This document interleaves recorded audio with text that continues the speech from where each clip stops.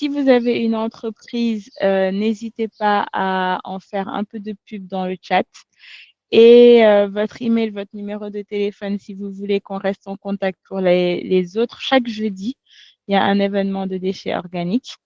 Et petite question qui est liée à ce qu'on fait. Quand vous achetez une bouteille de gaz, combien de temps elle dure? Moi, franchement, je pense que mes bouteilles de gaz, elles durent pas mal, hein. Je pense qu'elles doivent durer genre dans les 2 mois. Donc, dites-nous dans le chat, quand vous achetez une bouteille de gaz, combien de temps elle vous dure? Moi, je m'appelle Farima Tidjani, je suis la coordinatrice de Adam Sonia Green.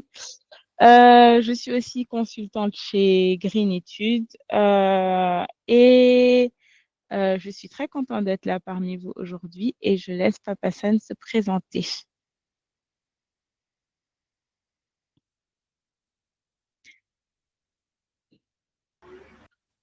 Bonjour tout le monde, j'espère que vous allez Bonjour bien. Papa San, ça va et Bonsoir, toi? ça va Hey, super. man, bonjour, qu'est-ce que c'est là? Man, demain voir bonjour, même 1 heure du matin. Bilay Balen. Ben, il y en a qui, Bonsoir. il y en a, qui- il y en a qui corrigent quoi. Balen. Ouais. Merci Farima pour l'invitation. C'était pas évident du tout d'inviter des entrepreneurs dans ce type de concept. Donc, je m'appelle Papa Hassan Dao. Je suis le fondateur de Metanizer, qui est une entreprise spécialisée dans la revalorisation des matières organiques. Donc, je ne vais pas dire déchets je vais dire matière organique pour le transformer en biogaz et en engrais organique. Donc, je suis aussi formateur d'un concept donc, qui est inclus dans Metanizer qui s'appelle Cernetrophyte. C'est quoi le concept de Cernetrophyte? C'est de changer le modèle de carburation de nos vieilles voitures en voitures qui roulent en essence. Pas en essence, en biogaz. Donc, c'est des modèles hybrides essence, biogaz. Voilà. C'est ça le concept que je l'ai lancé depuis 2020. Ben, en ce moment, on a encore pas mal de chemin à faire parce qu'en fait, les textes du Sénégal n'acceptent pas en fait ces types de changements sur les voitures. Donc, du coup, on est obligé d'attendre en fait que les textes changent. Donc, je pense que ça rentre directement dans le concept des élections pour que, voilà, vivement que beaucoup de textes puissent évoluer. Voilà, globalement, c'est ça. Donc, de formation, je suis électromécanicien. Donc, voilà, globalement, c'est ça. Attends, ton histoire de scène rétrofit là, c'est intéressant, hein? Donc pour le moment, tu n'as pas le droit de faire de commercialiser les voitures. Bon, pour le moment, on n'a pas encore le droit. Déjà, on a fait des tests pour une 4L, donc qui a été testée de Biarritz au Maroc, qui a fait le 4L Trophy. Donc, c'est une voiture qui était à la base une voiture essence qu'on a rétrofitée en biogaz essence. Donc, on l'a testé au 4L Trophy. Donc, ça a roulé de Biarritz jusqu'au Maroc, mais ne pouvait pas rentrer au Sénégal parce que nos textes n'étaient pas adaptés. On risquait en fait de tomber sous les trucs de douane. Donc, du coup, voilà, on l'a perdu. On a perdu le concept, mais on continue toujours d'y travailler. On a rencontré la CETUD pour essayer de voir dans quelle mesure on pourrait euh, mettre en marche en fait ce concept-là. Mais bon, on est encore en train d'attendre. Donc, on l'a lancé depuis 2020. Mais voilà, ça ne bouge pas trop. Mais on continue d'y travailler quand même. Ah ouais, il faut qu'on fasse quelque chose ensemble pour le plaidoyer, hein. Ouais, Tu nous dis, on est derrière toi. Nous, on est nuls en plaidoyer, hein, mais on est derrière toi si tu nous dis quoi faire. il n'y a pas de souci. Super, je te redonne la parole dans 3 minutes, juste le temps de présenter Adam Sonia. Ouais. Déjà, merci d'avoir accepté l'invitation. C'est hyper cool de venir présenter ce que tu fais. Les gens sont très intéressés et aussi ça permet de faire un peu plus connaître ce que tu fais et que les gens le comprennent un peu mieux. Donc, merci pour l'invitation. Donc, Adam Sonia Green, c'est quoi? C'est une association sénégalaise à but non lucratif. Nous, qu'est-ce qu'on veut? On veut mettre en avant les solutions environnementales qui existent et en mettre en place des nouvelles qui sont simples, qui sont pas chères, qui sont faciles à mettre en place au Sénégal. Voilà, c'est aussi simple que ça. Et c'est dans ce cadre-là que cette série de webinaires chaque jeudi à 20 heures est faite pour pouvoir mettre en avant les solutions qui existent déjà. Il y a plein de gens qui connaissent l'environnement, qui ne savaient pas, par exemple, que le biogaz existe. Donc, c'est hyper important de parler de tout ça, de ce qui existe. Donc, nous, qu'est-ce qu'on fait? On implémente aussi quelques solutions environnementales sur le réemploi, la réutilisation. Et bien sûr, on est obligé de faire de la sensibilisation de la communauté, de soutenir les entreprises. Donc, tout à l'heure, il y a quelqu'un qui disait qu'il pollue. Nous, on n'a pas peur d'être à côté des polluants pour voir comment moins polluer et de faire du plaidoyer gouvernemental. On est nul, hein, mais on est derrière tous ceux qui sont forts pour le plaidoyer gouvernemental et on est toujours là si vous nous appelez pour en faire. Pour commencer, on s'est dit qu'on était obligé de faire une situation initiale. On ne pouvait pas venir s'attaquer directement au problème et implémenter des solutions sans savoir c'était quoi le problème. Donc, on fait des opérations d'audit de marque où on va pendant les 7 settles et on va compter un par un tous les déchets plastiques qui existent avec toutes les caractéristiques de ces déchets. Donc, si vous faites des 7 settles ou que vous connaissez des gens qui font des 7 settles, n'hésitez pas à nous appeler pour ces audits de marque. Et on fait aussi des évaluations des déchets parce que l'audit de marque, c'est les déchets qu'on jette dans la rue. L'évaluation des déchets, c'est les déchets qu'on a dans nos maisons pour voir à peu près combien de déchets on produit dans les foyers au Sénégal. Et avec ces deux situations, on s'est rendu compte de deux choses. La première chose, c'est que 95% des déchets qu'on ramasse dans la rue, c'est des déchets plastiques. Et la deuxième chose, c'est qu'entre 50 et 70% des déchets qu'on a à la maison, ce sont des déchets organiques. Et du coup, on s'est dit, ben, on va attaquer d'abord ces deux problèmes avant de penser à autre chose. Et du coup, on se concentre pour les prochaines années sur le réemploi, la réutilisation et le compostage. Donc, voilà ce que nous on fait. Et en action immédiate, qu'est-ce qu'on a par rapport au compost? Parce qu'on est dans une série sur les déchets organiques. On a lancé le marathon compost dans les écoles au Sénégal pour essayer d'aller mettre en place des composts dans le maximum d'écoles au Sénégal.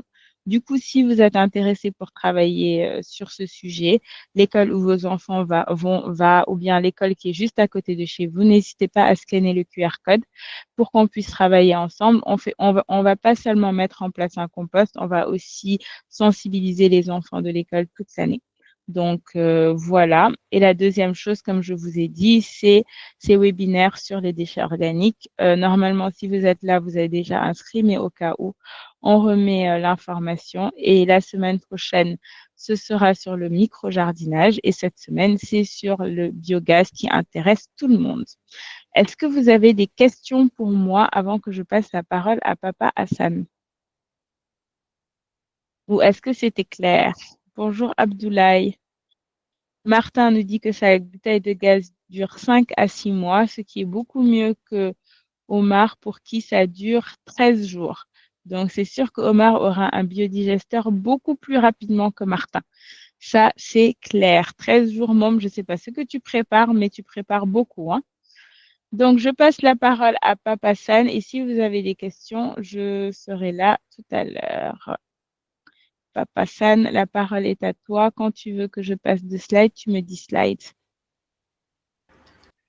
Bon, merci beaucoup Farima pour de me passer la parole. En fait, avant de commencer par rapport au biogaz, je vais moi aussi présenter Metanizer, ce que je n'avais pas fait tout à l'heure.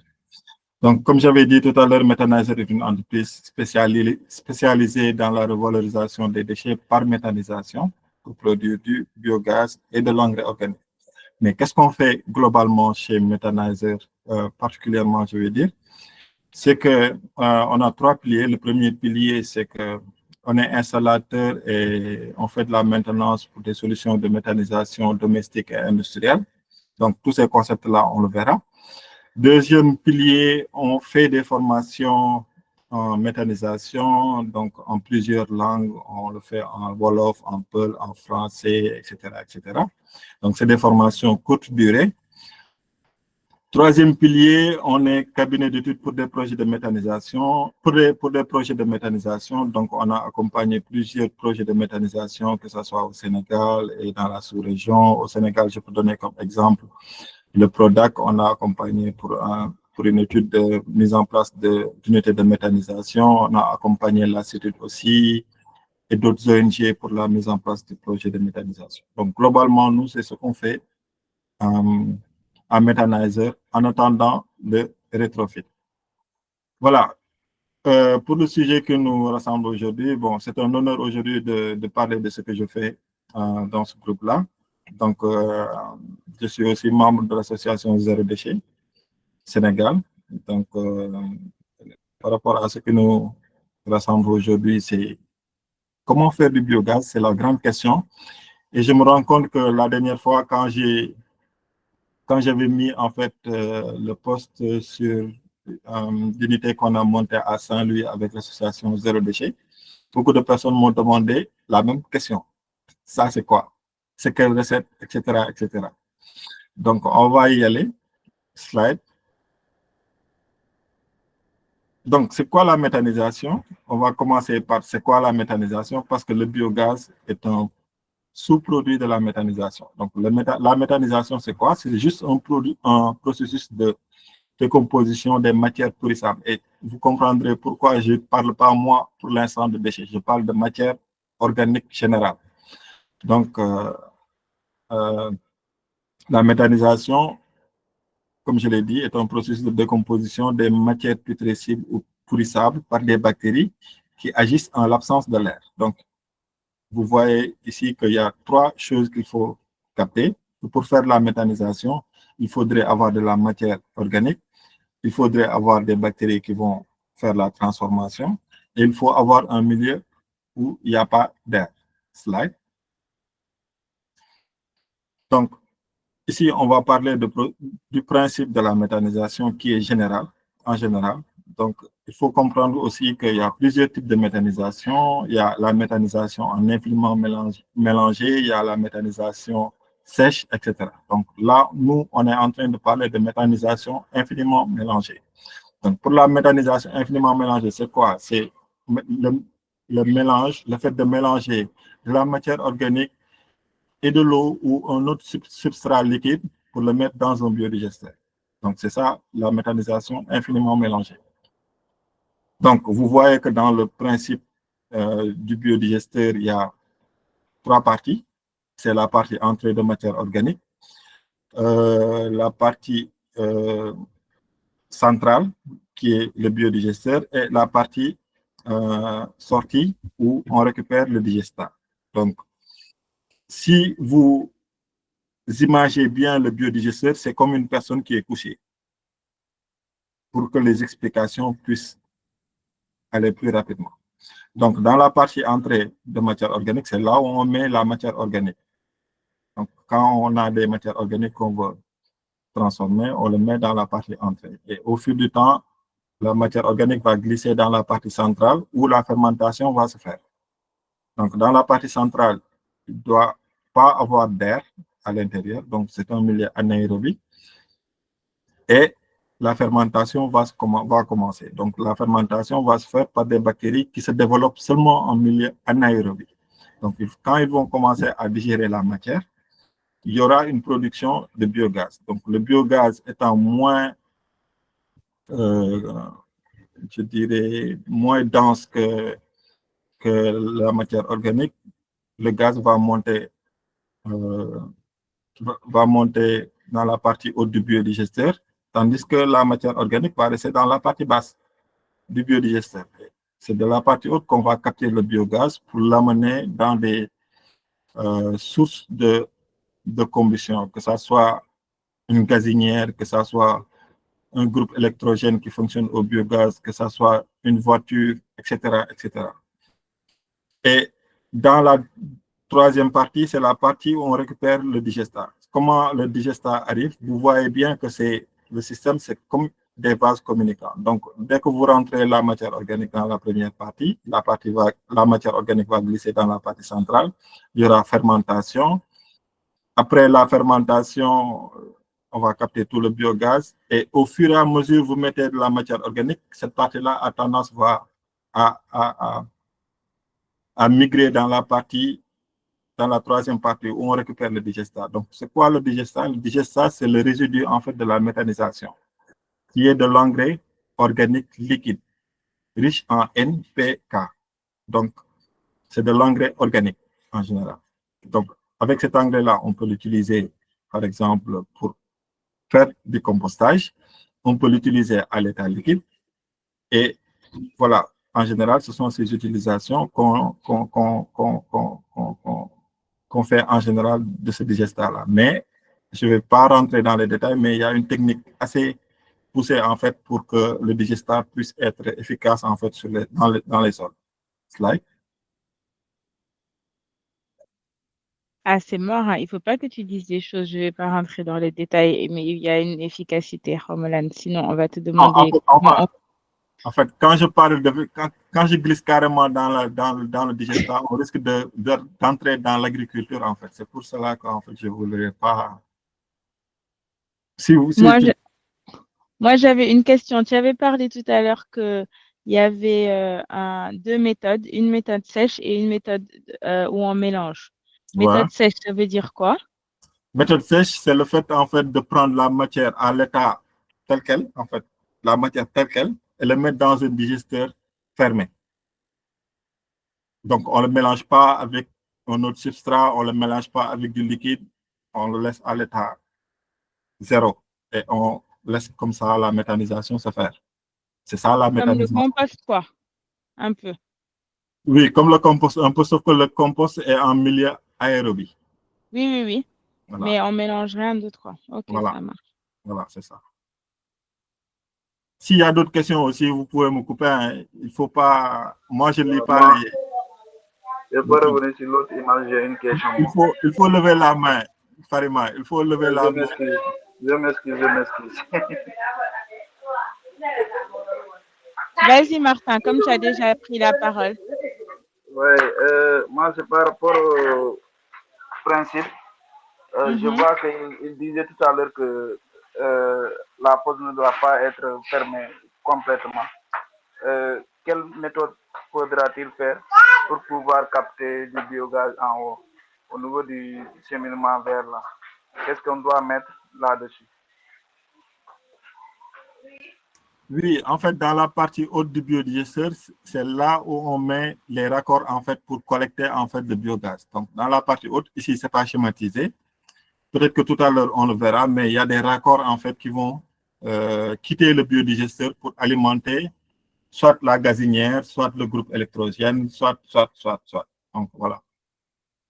Ça, c'est la partie transport, quoi. Donc, c'est fermé, mais c'est juste que c'est fermé pour aller ailleurs, quoi. C'est pas ouvert pour aller à l'air libre. C'est ça. Merci. Yacine? Bonsoir tout le monde. Vous m'entendez? Bonsoir, Yacine. Très bien. Alors moi, j'avais une question. Ma question, c'était pratiquement la même que Martin, hein. C'était de savoir comment est-ce que le gaz il allait être capté finalement si le haut il est fermé. Parce qu'on dit membrane souple, mais après le haut il est fermé. Si c'est fermé, comment est-ce qu'on récupère le gaz? Mais vu que on nous dit il y a des raccords qui sont là pour récupérer le gaz, alors c'est bon. C'était juste ça ma question, quoi.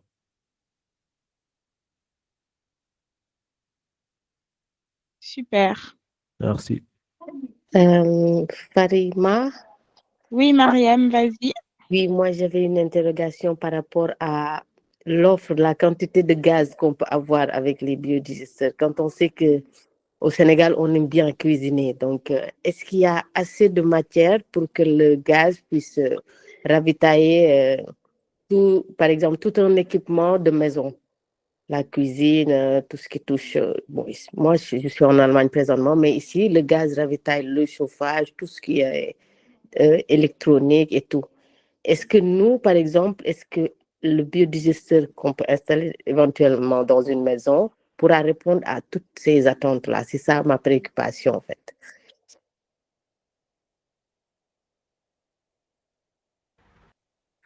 Bon, en fait, pour répondre à votre question, le biodigesteur peut répondre à tous ces besoins-là, à tous ces besoins-là, du moment où on fait en fait un bilan énergétique avant d'installer le biodigesteur. Donc, quand par exemple, moi, je vais installer mon biodigesteur dans ma maison et que je veux l'utiliser seulement en cuisson, par exemple, j'évalue en fait le nombre de personnes qui sont dans la maison. Par exemple, je me dis que chez moi, il y a 5 personnes. Donc, pour chaque personne, au moins, environ, c'est 1 mètre cube de biogaz. Donc, je vais dire que voilà, je dois installer un biodigesteur au moins qui fait 5 mètres cubes. Donc, je dis des choses comme ça, bêtement, je ne dis pas que c'est ça. Mais en fait, c'est juste pour montrer l'exemple qu'il faudrait faire le dimensionnement, dire que voilà, par rapport à telle maison, pour être autonome 100% sans avoir recours au gaz butane, il faut évaluer le besoin énergétique et en fonction de ça, comment dirais-je, installer un biodigesteur en fonction. Maintenant, si on veut l'utiliser comme gaz de cuisson ou bien pour produire de l'électricité, etc., il faudrait aussi dimensionner notre groupe électrogène par rapport aux besoins énergétiques de la maison. Dire que, par exemple, on a 10 lampes, on a un frigo, on a des télévisions, etc., etc.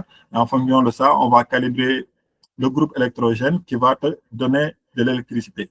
Et en fonction de ça aussi, on va calibrer le biodigesteur qui va donner intrant au groupe électrogène. Et c'est en fonction de ça qu'on est autonome. Maintenant, avec le biodigesteur, on peut être autonome, on peut être semi-autonome. C'est la personne qui installe le biodigesteur qui décide de qu'est-ce qu'il va faire. C'est bon? Oui, merci, c'est clair. Ouais. Alors, par ordre, on a Omar Djedju qui demande est-ce qu'on peut utiliser tous les déchets organiques pour faire de la méthanisation? Bien sûr, on peut utiliser tous les déchets organiques pour faire de la méthanisation. On peut utiliser les déchets agricoles, les déchets d'élevage, les épluchures de fruits et légumes, les déchets ménagers, par exemple, qu'on trouve dans nos maisons. Tout ça, on peut l'utiliser pour faire du biogaz. Super, ça c'est chouette à savoir. Il y a Hassan Fall qui a levé la main.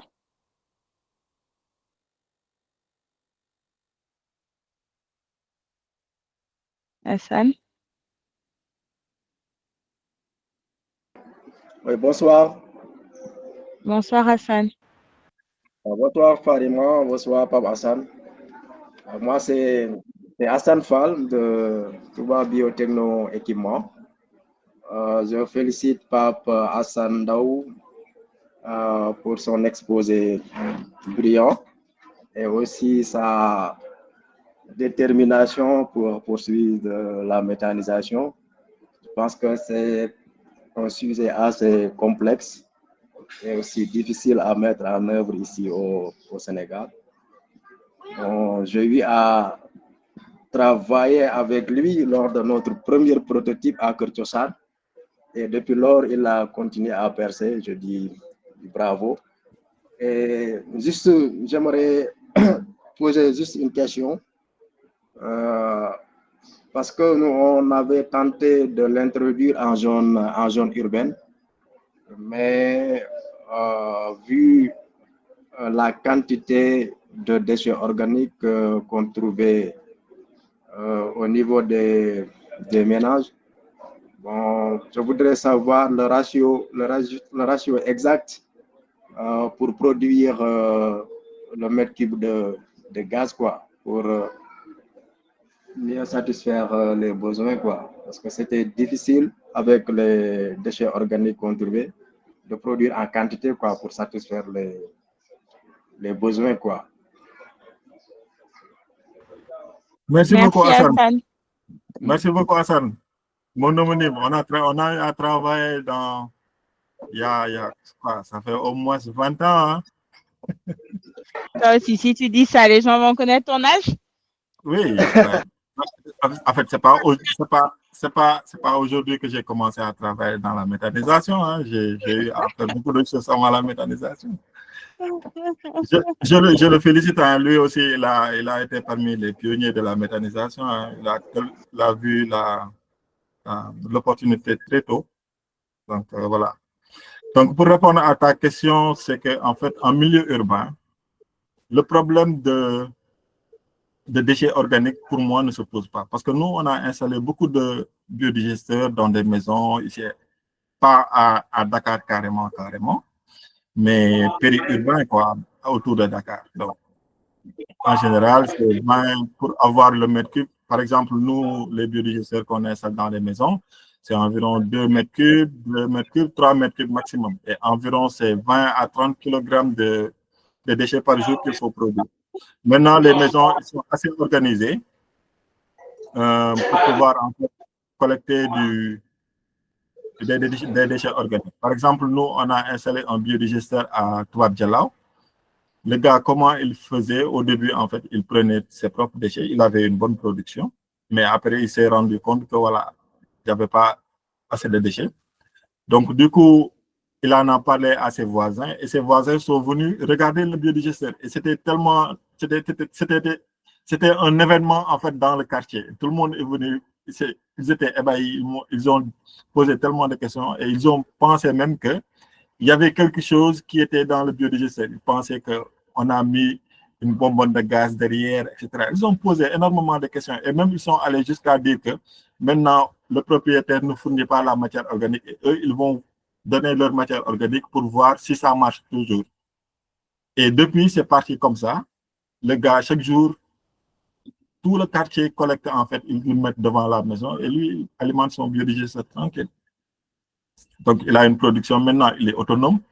Je pense qu'on lui avait installé son biodigesteur en 2019 et rien que l'année 2019-2020, il a économisé environ 500 000 francs en achat de gaz butane.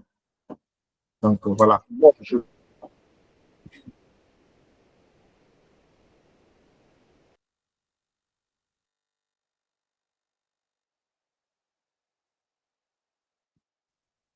Allô? Oui. Super, merci pour ta réponse. Mais ne dis pas que le problème des déchets organiques ne se pose pas en milieu urbain. Ouais, ne dis pas ça. Non, mais Is- si je le dis, laisse-moi te couper. Si je le dis, c'est que je veux dire que en fait, c'est juste une question d'organisation.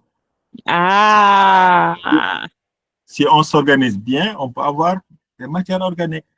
ah, Par dans ce exemple, cas, je te ok, donne un exemple. ok. Je te donne un exemple. En milieu urbain, par exemple, il y a beaucoup de personnes maintenant qui font de l'élevage de volailles dans leur maison. Et après, ils ont des problèmes même pour évacuer ces déchets-là à la fin du cycle. Mais ça, ce sont des déchets qui existent, qu'on peut collecter.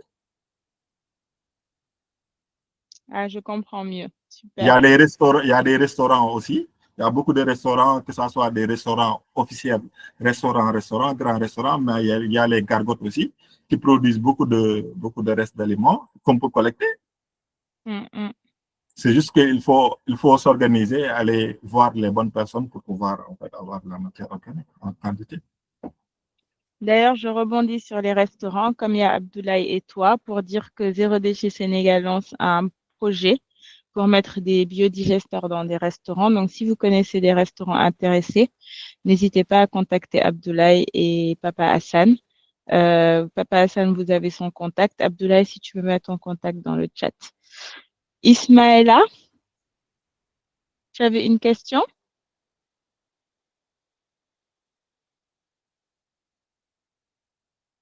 Ismaëla? Je pense qu'il demande combien coûte une installation.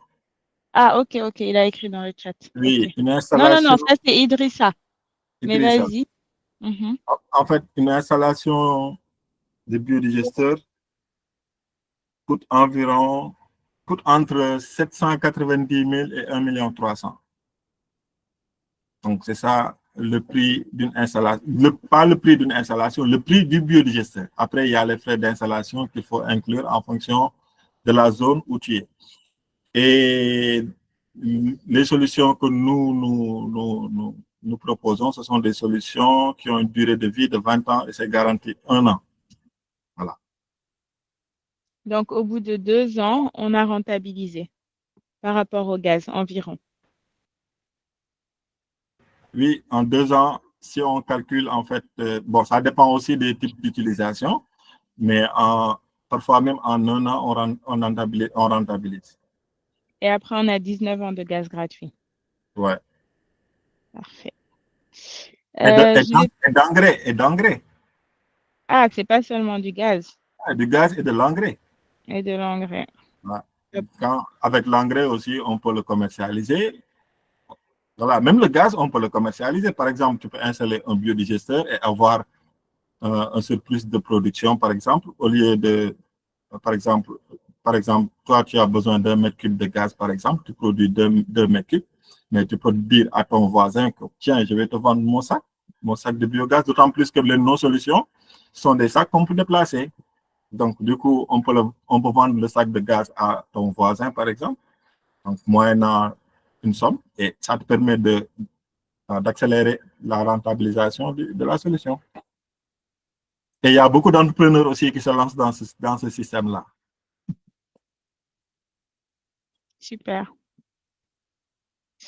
Alors, il y a Mam Boubacar Diouf qui a levé la main.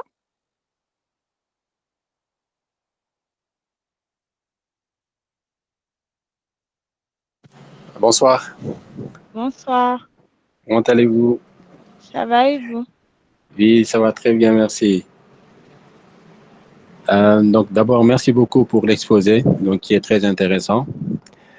Et donc, ma question est de savoir, est-ce qu'on peut utiliser, donc, parce que dans toutes les maisons, vous allez voir qu'il y a des fosses septiques.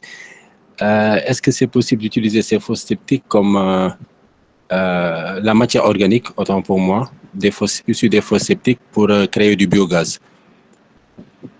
Donc, installer un biodigesteur donc, qui va récupérer donc, le méthane et puis fabriquer du biogaz. Est-ce que c'est vraiment possible comme solution?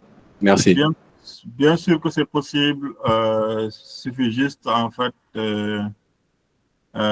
comment dirais-je, de raccorder, par exemple, le biodigesteur à la fosse septique et d'avoir un bon écoulement. Et voilà, tout est fait. On peut aussi utiliser, par exemple, nous, on a accompagné un projet canadien qui utilise en fait l'eau de, je pense que c'est pisciculture, aquaculture. L'eau, quand on fait les cultures de poissons là, pisciculture, l'eau de pisciculture là, ils utilisent ça pour faire du biogaz. Donc tout ça, c'est possible. À Saint-Louis, par exemple, avec le projet Association Zéro Déchet, on a installer un biodigesteur qui utilise l'eau des piscicultures des femmes transformatrices pour produire du biogaz. Ça, c'est possible.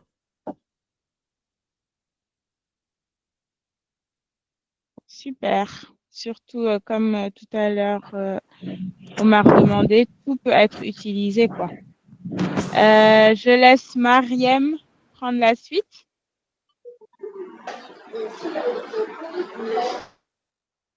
Mariem. Oui, bonsoir. Est-ce que vous me recevez? Oui. Ma question, c'est dans le chat. Je suis un peu enrhumée, du coup, je ne peux pas vraiment parler. Alors, dans le chat, est-ce que les installations de biogaz domestique peuvent être facilement intégrées aux infrastructures existantes comme les systèmes de gaz de cuisine ou nécessitent-elles des aménagements spécifiques? Bon, on peut le faire, mais c'est juste qu'après, il faudrait faire des ajustements, par exemple, parce que le système conventionnel de gaz butane qu'on utilise fonctionne à une pression qui est différente en fait de la pression qu'on utilise avec le biogaz.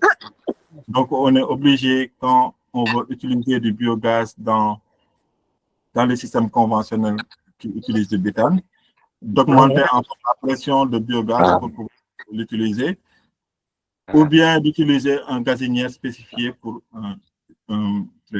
pour utiliser le biogaz. Par exemple, nous, les solutions qu'on donne, ce sont des solutions plug-and-play.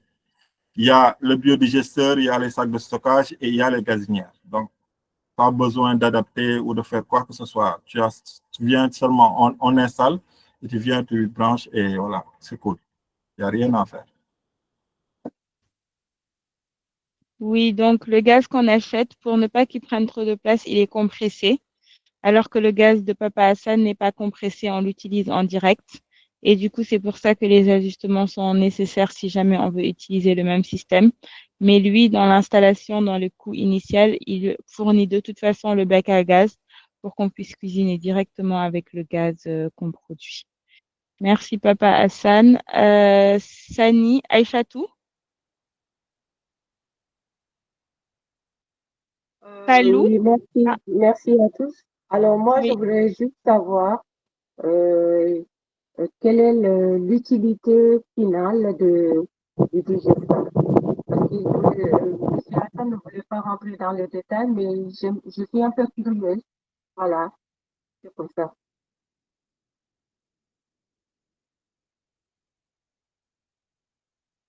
En fait, on n'a pas fini la présentation, on n'en est qu'au début. Arrêtez pour les D'accord. questions. Donc Ouais, comme on ça, je dirait que mets le la temps s'est personne arrêté, dans quoi. les deux, quoi.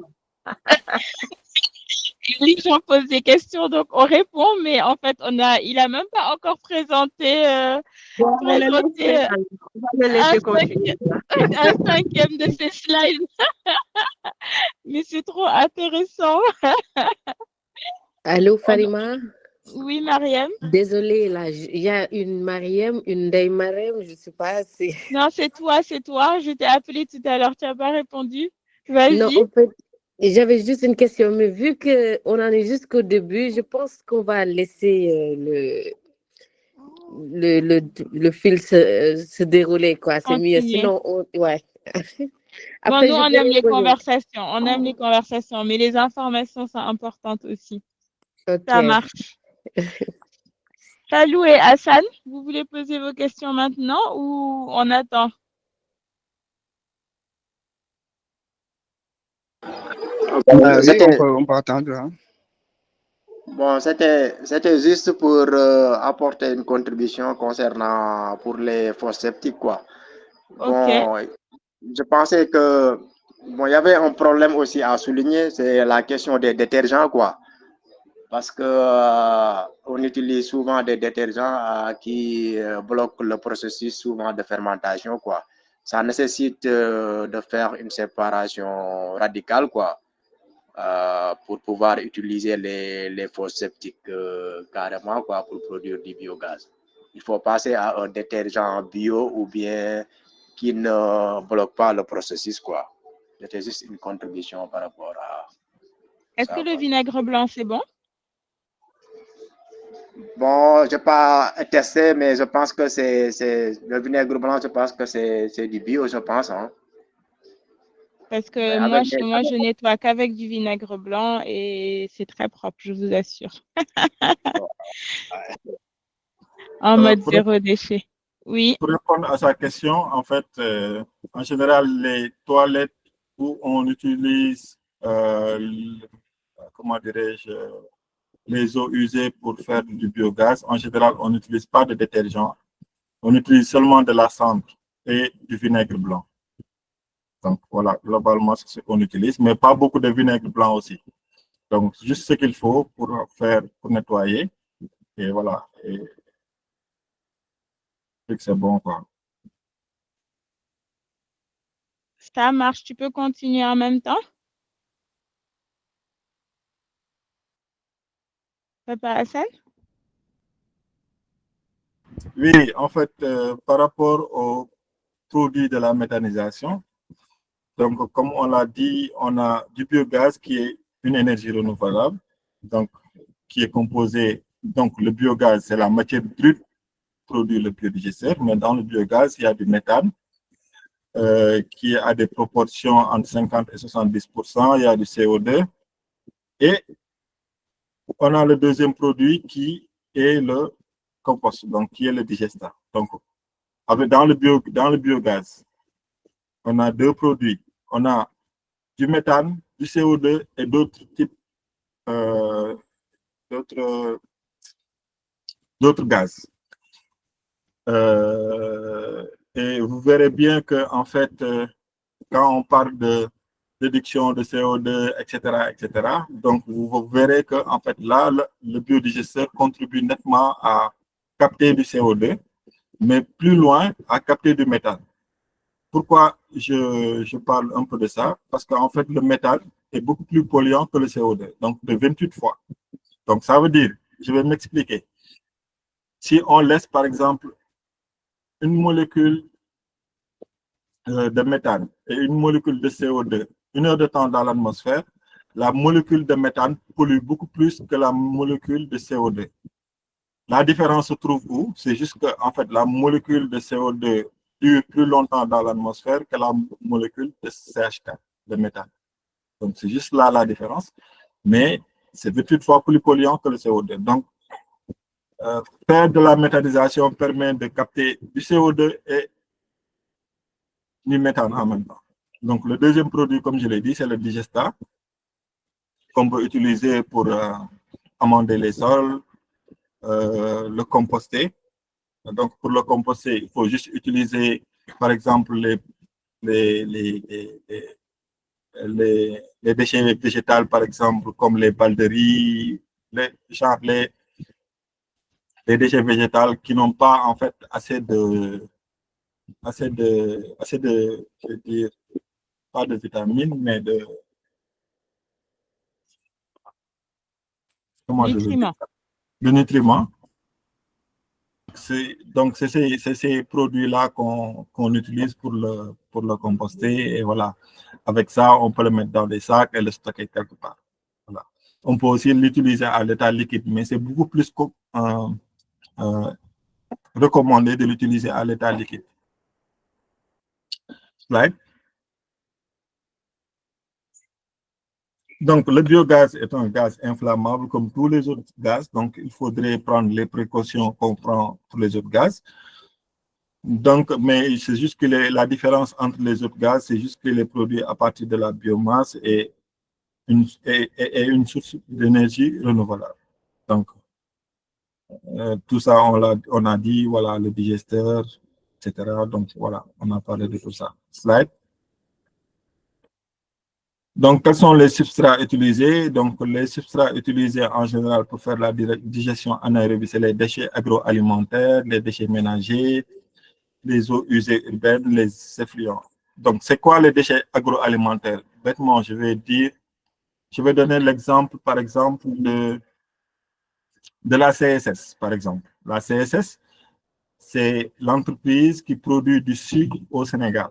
Donc, la CSS, comment il produit du sucre? Il cultive des cannes à sucre, donc il transforme après en sucre. Donc, mais en faisant cette transformation-là, il y a des sous-produits, en fait, qu'ils produisent. Par exemple, la vinasse.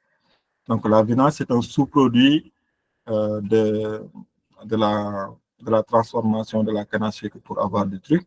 Mais la vinasse, c'est un produit à la CSS. En fait, ils ne savent pas quoi faire de la vinasse. Et c'est un problème, en fait, pour eux. Je pense qu'il n'y a pas une semaine, j'étais là-bas pour qu'on puisse trouver ensemble une solution pour faire de la méthanisation avec la vinasse. Et c'est bien possible de le faire. Donc, pourquoi, par exemple, c'est intéressant pour la CSS? Parce que derrière, en fait, ils utilisent beaucoup d'autres déchets qu'ils produisent dans les autres circuits pour faire du compostage et réutiliser le compost dans les champs. Donc, avoir une unité de méthanisation leur permettra non seulement de réduire le coût d'énergie, mais d'avoir du compost ou du digestat qu'ils peuvent réutiliser dans le champ. L'autre exemple de déchets organiques que je peux donner l'exemple de Sedima. Sedima, ils produisent beaucoup de déchets de volaille, par exemple, que ce soit la fiente, que ce soit les abats, que ce soit... il y a beaucoup d'autres types de déchets. Hein. Il y a par exemple des trucs là, les pertes de... comment ça s'appelle? Les pertes... il y a un terme, j'ai oublié en fait.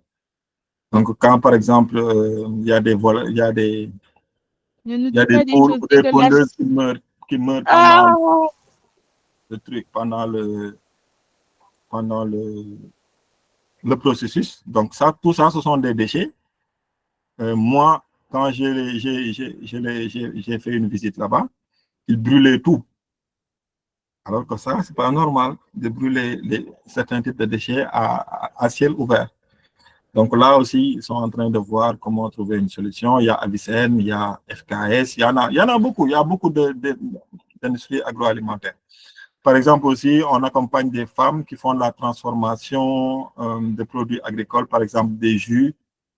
Par exemple, il y a une usine qui est à Mbao, j'ai oublié le nom. Donc, eux, ce qu'ils font, c'est qu'ils font du jus, mais derrière la production du jus, ils ont beaucoup de déchets. Donc, c'est des trucs de bissap, etc., qu'ils rejettent dans les poubelles. Maintenant, là, ils sont en train de voir comment utiliser la méthanisation pour transformer ces déchets-là et l'utiliser pour faire du séchage, en fait, des fruits. Donc, ça, c'est des types c'est une adaptabilité par rapport aux réalités, en fait, de trucs. Voilà. Donc, pour les eaux usées urbaines, à Cambérène, par exemple, il y a une unité de méthanisation qui a été installée il n'y a pas longtemps.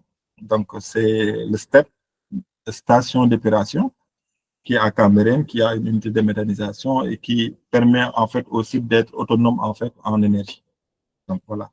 Slide. Avant de passer de slide, on a juste une question liée à ce slide. Est-ce qu'il y a des matières organiques plus rentables que d'autres dans l'idée de maximiser le volume de gaz? Et est-ce que le liquide, le digesta, peut être utilisé comme ça ou est-ce qu'il faut le diluer?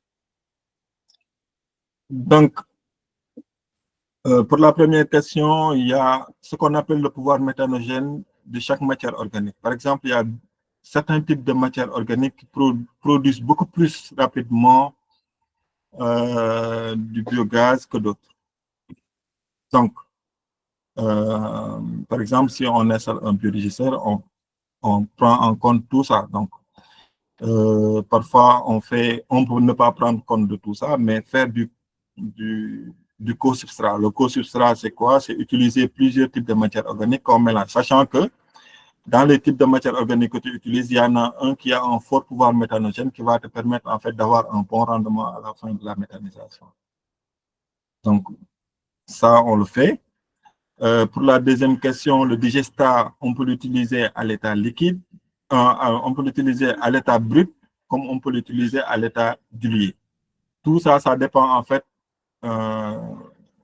du moment où on fait l'amendement. Par exemple, si on veut commencer une culture dans un terrain, par exemple, et qu'on va amender, par exemple, le terrain avant de faire les cultures, on peut l'utiliser à l'état brut, le laisser comme ça pendant 2 mois, 3 mois, 4 mois, le temps que en fait, le sol puisse, comment dirais-je, mélanger tous ces trucs-là et créer l'écosystème nécessaire. Et on peut l'utiliser à l'état dilué, par exemple, si on est, par exemple, en culture avancée, par exemple, on est à 2-3 mois de culture et qu'on veut amender, on peut l'utiliser à l'état dilué. Par exemple, on fait des mélanges 1-2 ou 1-1. Bon, ça, c'est des termes techniques. 1-1, ça veut dire quand on utilise un pot de 1 litre de digestat, on doit utiliser un pot de 1 litre d'eau qu'on doit mélanger. Ça, c'est 1-1. 1-2, c'est 1 litre de digestat et 2 pots de 1 litre d'eau. Donc, c'est ces types de trucs-là. Donc, tout dépend du type de culture que tu vas faire, de la période où tu es, etc. Donc, voilà. Globalement, c'est ça. J'ai répondu à la question. Oui, est-ce que tu peux juste dire que la bouse de vache, elle a un plus grand pouvoir parce que c'est ce que j'ai dit dans le chat et je veux avoir raison, quoi. En fait, la bouse de vache en tant que telle, tout le monde dit que la bouse de vache a un fort pouvoir méthanogène. Ça, c'est vrai. Pourquoi, en fait? Parce qu'il y a d'autres types par exemple, il y a des cultures même qui ont un fort pouvoir méthanogène. Je vais donner l'exemple seulement de la bouse de vache. Pourquoi la bouse de vache a un fort pouvoir méthanogène? Dans la panse de la vache, il y a la méthanisation qui avait déjà commencé. Donc, ça veut dire que quand la vache défecte, il y a des bactéries qui étaient en milieu anaérobie qui quittent le milieu anaérobie pour aller en milieu aérobie. Et là, il y aura une sorte de, comment dirais-je, ils vont se... il y a un terme technique, comment ça s'appelle? C'est sédentarisé qui est dans ma tête.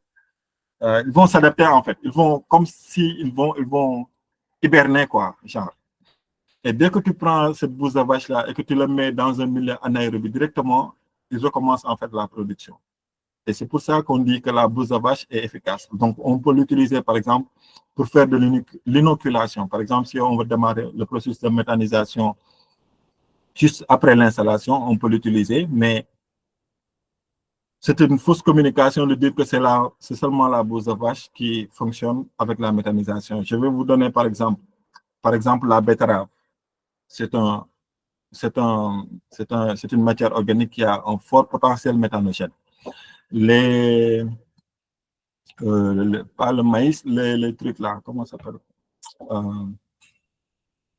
C'est fiante qui est dans ma tête. L'espate de maïs. L'espate de maïs, on peut l'utiliser par exemple. L'espate de maïs, c'est qu'en fait, quand on fait les cultures de maïs, il y en a qui coupent seulement le maïs parce que c'est seulement le maïs dont ils ont besoin. Mais le truc, la tige là qui reste, on peut l'utiliser par exemple pour faire la méthanisation. C'est un bon truc qu'on peut utiliser pour faire la méthanisation. Le canne à sucre, c'est une culture qui a un fort pouvoir méthanogène. Donc, il y a le soja, par exemple, qui a un fort pouvoir méthanogène. Il y a beaucoup de cultures qui ont de forts potentiels méthanogènes, mais c'est juste en fait la communication est surtout basée sur la bouse de vache. C'est juste que d'origine, en fait, la méthanisation est faite par les agriculteurs éleveurs. Donc, ils utilisent la bouse de vache comme intrant. Mais à part ça, on peut adapter beaucoup d'autres types de matières organiques. C'est bon? La bouse de vache fait partie là. Il y a beaucoup de mains levées, donc peut-être prendre une ou deux questions. Oui. Hassan, je ne sais pas si c'est la main de tout à l'heure. Oui, je pense que c'était la main de tout à l'heure, quoi. Mariam, on attend encore ou bien? Mariam Gom, pardon. Non. Oui, vas-y, Mariam.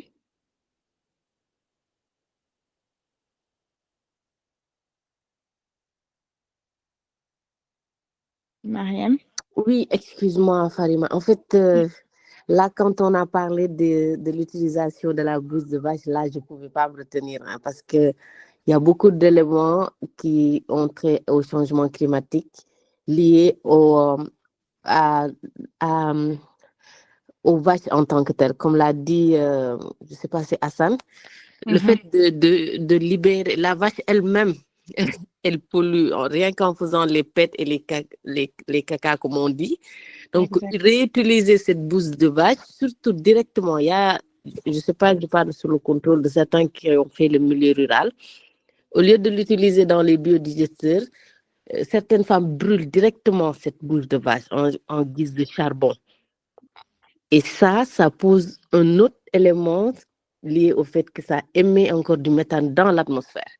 Donc, c'est bien de préciser que c'est bon parfois de parler de bio, mais également, il y a certains paramètres qui sont sous-jacents à cette utilisation qu'il faut préciser.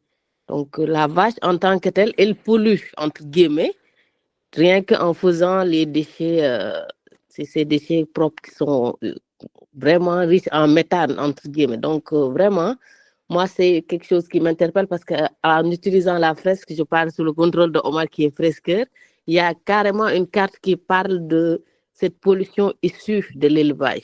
Et c'est la vache en tant que telle qui est dessinée sur la carte. Donc, il faut être très prudent avec ces concepts de biodigesteur, utilisation de déchets. Mais quels déchets et à quelle fin également? Qu'est-ce que ça peut avoir aussi comme impact éventuel pour l'atmosphère? C'est ça, en fait, que je voulais alerter sur ce point-là. Justement, je pense que tu vas dans le même sens que Papa San. Au lieu de laisser la bouse de vache continuer à produire du méthane, on capte ce méthane et on le cuisine, en fait. Comme ça réduit Comme ça réduit l'impact que ça a. L'épée, on ne peut pas les prendre pour le moment, mais en tout cas, la bouse, on fait la décomposition dans le biodigesteur. Comme ça, on capte tout le méthane qui est créé, méthane et CO2, et on cuisine avec pour ne pas le laisser s'échapper en l'air. Donc, justement, ça va dans le même sens. Et une petite, je ne sais pas si c'est une alerte également, le gaz issu des fosses septiques, ça je voulais le dire tout à l'heure, crée parfois des barrières quant à leur utilisation pour la cuisson. Parce que j'ai eu également à côtoyer des gens qui l'avaient installé quelque part, mais après le suivi a montré que les gens ne l'utilisaient pas parce qu'ils disaient que c'est des caca qu'on transforme. Donc, il faut derrière également un volet de sensibilisation énorme pour que les gens puissent savoir que utiliser les fosses septiques, c'est pas directement prendre les caca ou quelque chose comme ça que l'on met pour cuisiner à manger. Les préjugés que les gens également se font de ça bloquent beaucoup dans ce sens. Et ça également, c'est une sensibilisation derrière qu'il faut faire. Et je pense que ce qui rejette le plus l'utilisation des biodigesteurs, c'est les préjugés que les gens se font de réutiliser. Quelque chose qui est déjà waste, comme on dit, waste, déchet, rejet. Donc, si tu peux le prendre encore pour l'utiliser, surtout pour le manger, les gens, ils sont très, très réticents, d'autant plus que le travail de sensibilisation ne se fait pas derrière. Voilà, oui, merci. c'est ce que je disais au début. Merci d'appuyer ça. Malheureusement, notre travail, nous tous environnementalistes qui mettons en place des solutions, on est obligé de faire de la sensibilisation à fond parce que malheureusement, il y a beaucoup de préjugés, les changements de comportement ne sont pas faciles. Et c'est pas seulement issu des fosses septiques, parce que Papa San, quand il installe ses biodigesteurs, des fois, il met de la bouse de vache, je continue avec ma bouse, et du coup, ça fait le même problème. Et les gens, des fois, sont sceptiques alors qu'il y a aucune contamination qui y va. Bailo? Yes, Absolument. bonsoir tout le monde. Attends. Laisse-moi Oui, juste. Papa Hassan. Dites-moi. En fait, juste pour appuyer ce qu'elle vient de dire, c'est juste qu'en fait, parfois, bon, je n'ai rien contre les activistes, c'est juste que il y a une certaine communication qui font que en fait, les populations sont réticentes parfois. Par exemple, si tu fais une sensibilisation et que la personne ne voit pas ce que tu veux dire, la personne, parfois, que tu veux sensibiliser, ne va pas, comment dirais-je, faire des recherches sur Google ou bien aller demander ou quelque chose comme ça. Ce sont des personnes qui sont là et voilà. Voilà, quand tu viens les sensibiliser, ça les arrange, ils t'écoutent, ça les arrange pas, ils t'écoutent pas. Nous, ce qu'on fait, par exemple, pour faire adopter ces systèmes-là par exemple, en milieu rural, où il y a beaucoup plus, en fait, ces préjugés-là, c'est juste qu'en fait, on fait des choses une fois. Par exemple, beaucoup de personnes, par exemple, de nos clients qui nous contactent, par exemple, en milieu rural, ils nous disent que, oui, moi, j'ai mon champ, je veux avoir de l'engrais organique, mais j'ai entendu que le biodigesteur pourrait être une solution. Est-ce que tu peux m'installer un? Mais je ne suis pas sûr même que ça marche ici. Je lui dis, OK, on vient, on installe. Il paye, il vient, on installe. C'est juste que nous aussi, on se fait payer. On vient, on installe. Mais même en installant, tu te rends compte que la personne-là, il a payé son argent, mais il ne croit même pas que cette chose-là va marcher. Et c'est le jour où la première production va commencer et que tu allumes le premier feu, que cette personne-là va ouvrir de gros yeux pour dire non, je ne savais pas que ça marchait comme ça. Et nous, tout le temps, ce qu'on fait, c'est que par exemple, on profite parfois quand on est dans des zones, par exemple, rurales, etc.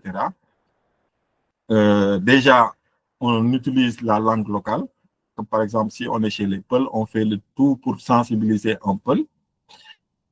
Et on fait, par exemple, des genres de ce qu'on appelle thé débat. C'est pas carrément du thé, mais c'est juste que on invite, par exemple, les Badjanogor, les personnes qui sont influentes les femmes qui sont influentes dans cette zone-là. On les invite, par exemple, à venir en after work. Je vais l'appeler comme ça, after work. En fait, c'est entre 18h et 20h. Quand elles viennent, on fait de telle sorte qu'on s'organise pour que nos sacs soient remplis et on organise, en fait, on fait par exemple des beignets ou bien on fait du café, etc. Et on le fait sur place. Par exemple, on fait le café sur place et ils voient que ça se fait avec le gaz là, le gaz qui vient de la bouse à vache. On fait des beignets, ils voient que ça vient du gaz qui est fait avec la bouse à vache. Et elles-mêmes, elles voient, elles savent qu'il n'y a même pas de risque de contamination. Parce qu'il y a des choses, par exemple, qu'on ne peut pas expliquer à la personne, mais quand elle voit, elle sait que ça c'est du concret, quoi. Et après, c'est ces femmes-là, quand elles rentrent, qui vont influencer, en fait, les autres femmes. Ils vont leur dire que, voilà, moi, j'ai vu, j'ai vécu, j'ai mangé. Il n'y a même pas l'odeur des bouses à vache. J'ai bu mon café tranquillement. C'est facile. On n'a pas besoin d'aller couper du bois, etc., etc., etc. Et ça, c'est des exemples concrets, en fait. C'est juste que moi, je pense que les activistes devraient au moins essayer de travailler beaucoup plus avec des personnes, soit des entrepreneurs ou bien des personnes qui ont des solutions concrètes qui vont mettre ça en avant pour convaincre, en fait, les populations. Voilà. Merci pour la réponse complète. C'est pas complète. Bailo? Yes. Merci. Bonsoir tout le monde. Bonsoir Farima. Bonsoir Bailo. Oui, merci Bailo, c'est beaucoup. my nigga. Oui, content de te retrouver ici. Et en fait, la question soulevée par Mariam attire mon attention. Et je pense qu'une grande partie de la réponse a été apportée par Hassan, je pense. Et je dirais que dans notre démarche, la première chose qui est en face de nous, c'est l'ignorance. Et quand il y a l'ignorance, c'est vraiment notre approche d'intervention qu'il faut vraiment adapter. Et comme l'a dit Hassan tout à l'heure, il faut faire vivre la personne l'expérience et qu'elle découvre par elle-même que oui, les idées que j'avais en tête, c'est des idées qui ne sont pas vraiment la réalité. Et la réalité, la voici, les amener à découvrir. Et surtout aller dans une approche où on va partir de l'expérience des citoyens eux-mêmes à l'échelle de leur territoire pour les amener à découvrir la réalité. Et c'est ça vraiment qui va faire changer vraiment la façon de comprendre et de recevoir en fait les informations que nous partageons et surtout d'adopter en fait les solutions qui sont proposées. Mais le mal que nous avons dans nos différentes façons d'intervenir dans les territoires, c'est vraiment quand on vient, on passe des messages, on n'écoute pas les gens, on ne va pas aller sur la base de leur réalité et de leur culture à l'échelle de leur territoire. Parce que chacun a une solution, mais il faut partir de ça pour leur faire découvrir une autre chose qui peut améliorer leurs conditions de vie, améliorer leur compréhension de leur environnement. Donc voilà en fait une petite contribution. Et ma question, c'est de savoir comment est-ce qu'on peut utiliser aujourd'hui, par exemple, au niveau des ménages, tout ce gaz qu'il y a avec les toilettes, tous les déchets pour avoir de l'électricité à l'échelle de notre maison ou pour alimenter une ampoule ou telle et telle. Comment est-ce qu'on peut arriver à cette solution-là et à le faire découvrir aux personnes au quotidien? Merci. Bon, merci beaucoup pour la question. C'est une question vraiment pertinente qui revient chaque fois. Donc, c'est très facile pour utiliser le biogaz, soit en électricité ou bien en gaz de cuisson. Il suffit juste d'avoir un biodigesteur. Maintenant, en milieu urbain, ça peut être compliqué parce qu'on habite dans des appartements, bien dans des maisons exiguës, donc c'est assez compliqué. Mais c'est possible toujours, en fait, comme tu as dit, à l'échelle territoire, d'installer des biodigesteurs qui vont permettre, par exemple, chaque personne ne peut pas, comment dirais-je,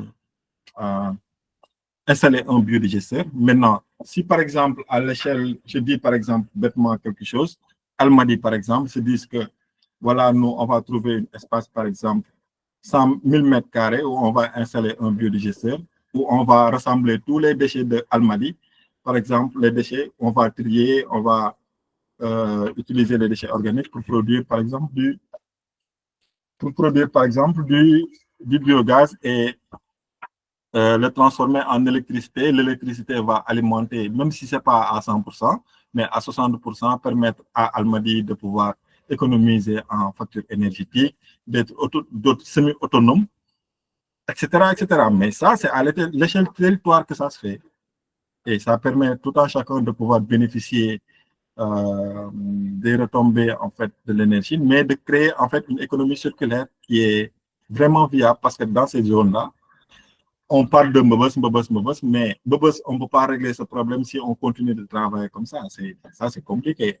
On ne peut pas tout le temps prendre des déchets et les amener à Mbobos. Ça, il faut, même si l'État veut faire des unités de collecte, ça va être super compliqué. Moi, en fait, c'est mon avis. C'est juste que même moi, pour l'instant, il faudrait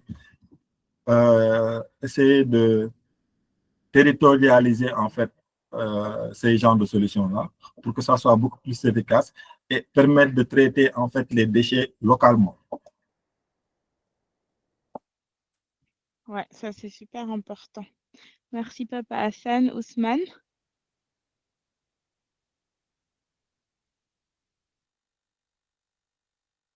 Ousmane Bay?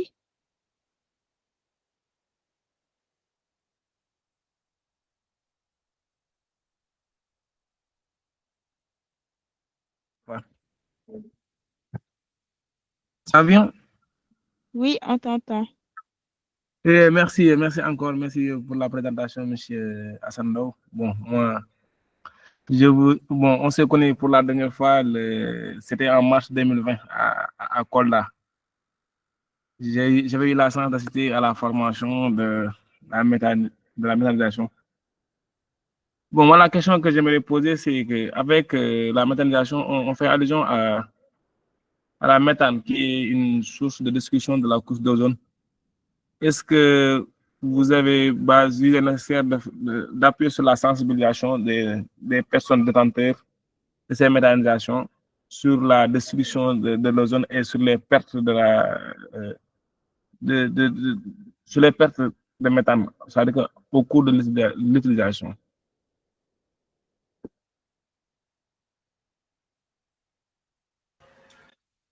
Oui, merci beaucoup. En fait, je me rappelle, c'est 2019. Oui, en 2019-2020, c'était mars 2020, je pense. C'était lors des émeutes là, je pense. Non, début Covid. Début Covid. En fait, pour répondre à la question, en fait, c'est juste qu'en fait, c'est par niveau. C'est par niveau. En fait, il y en a des personnes qui s'en, vous m'excusez du terme, qui s'en foutent de l'environnement ou bien des méthanes, etc. Ces personnes-là, ce qui les intéresse, c'est avoir leur gaz cuisiné et économisé. Point barre. Le reste, ce n'est pas leur problème. Il y a d'autres qui se disent que moi, je n'ai pas besoin de gaz, j'ai besoin seulement d'engrais. Moi, j'ai vu personnellement un gars, quand la femme cuisine, il dit, il ne faut pas gâter mon biodigesteur. Moi, mon engrais là, il ne faut pas comment dirais-je, il ne faut pas, comment il le dit ça? Je me perds. Il ne faut pas gâcher le processus, quoi. Donc, il faut laisser le gaz tranquillement et moi, je vais exploiter mon gaz. En fait, chaque personne a ses intérêts. Maintenant, c'est au moment de la discussion que tu vas convaincre la personne en fonction de lui ce qu'il veut. Par exemple, une personne qui vient me dire que moi, je veux du gaz. Je lui dis, OK, tu vas t'installer un biodigesteur bien bon, tu vas produire ton gaz, tu vas cuisiner. Mais derrière, tu ne le sais pas peut-être, mais tu captes du méthane et du CO2. Mais moi, je ne suis pas obligé de te le dire parce que ça ne t'intéresse pas.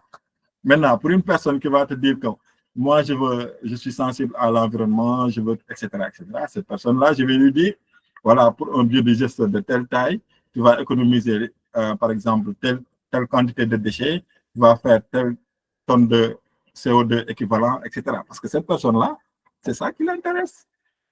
Et c'est comme ça on sensibilise très rapidement, sans se casser la tête.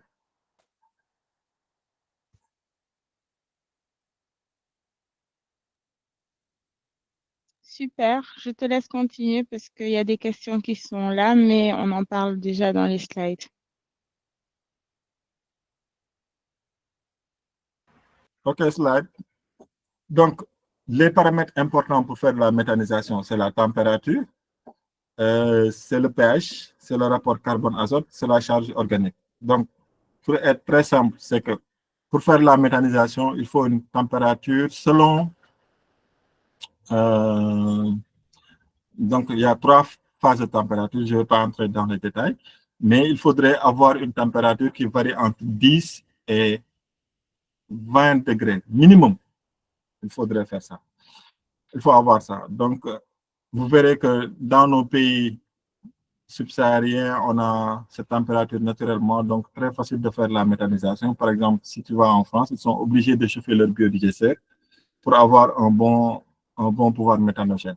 Donc, la température est très important.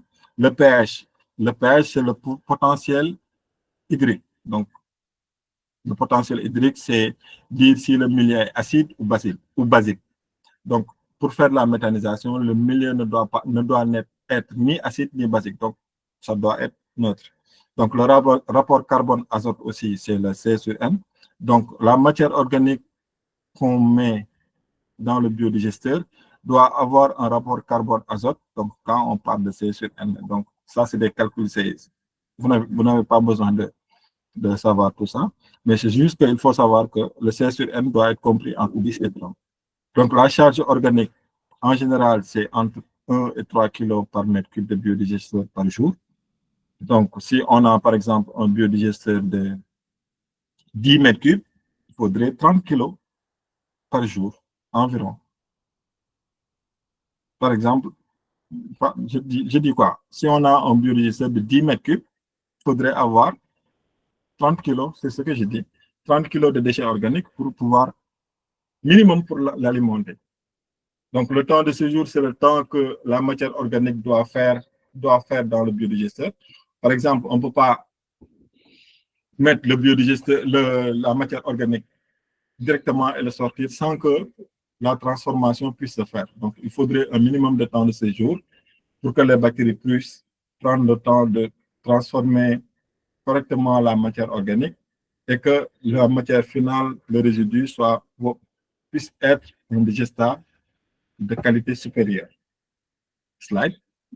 Du coup, Papa San, il est 21h18. Je ne pense pas qu'on va finir les slides, mais je voudrais juste, là, Daouda, parce que tu as dit qu'il fallait 30 kilos pour un biodigesteur de 10 mètres cubes et ça produit combien de gaz? Daouda, il demande, est-ce que genre un immeuble de 3 étages pourrait avoir un biodigesteur, par exemple?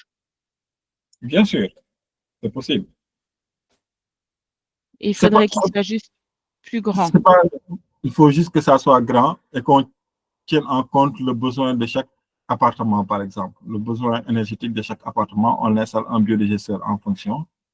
Et voilà, le travail est fait. Et après, il faut mettre les circuits de gaz pour acheminer le gaz dans les étages. C'est juste ça. Et tu as déjà eu des exemples de ça? Bon, pour l'instant, au Sénégal, non. Mais il y a beaucoup de cabinets d'études qui sont dans l'immobilier qui m'ont contacté pour ce genre de projet-là. Mais c'est juste qu'en fait, ils sont dans une phase où ils ne peuvent pas mettre encore de biodigesteur parce qu'en fait, il faut prévoir en fait l'espace où il faut mettre le biodigesteur avant de faire la construction. Et ces cabinets-là, en général, ils étaient en phase avancée de construction, donc ils ne pouvaient pas revenir en arrière. Je vois. Donc, pour le moment, il n'y a pas d'exemple. Mais Daouda est intéressé, il te contactera. Et aussi, je ne voudrais pas qu'on finisse avant de répondre à 2 questions. La première, c'est est-ce que tu peux dire c'est quoi les avantages et c'est quoi les inconvénients d'un biodigesteur? Martin, je te vois, hein, je ne t'oublie pas. Bon, les avantages d'un biodigesteur, c'est que il y a des avantages économiques d'abord. Les avantages économiques, c'est qu'on peut avoir du gaz. Je ne vais pas parler de gaz, on peut avoir de l'énergie à partir de déchets. Tout le monde sait que les déchets, ça ne s'achète pas au Sénégal ou bien en Afrique. Ça, c'est la partie économie. La partie économie aussi, on peut vendre le digestat à l'état, soit à l'état liquide, soit à l'état composté. Économiquement aussi, on peut faire,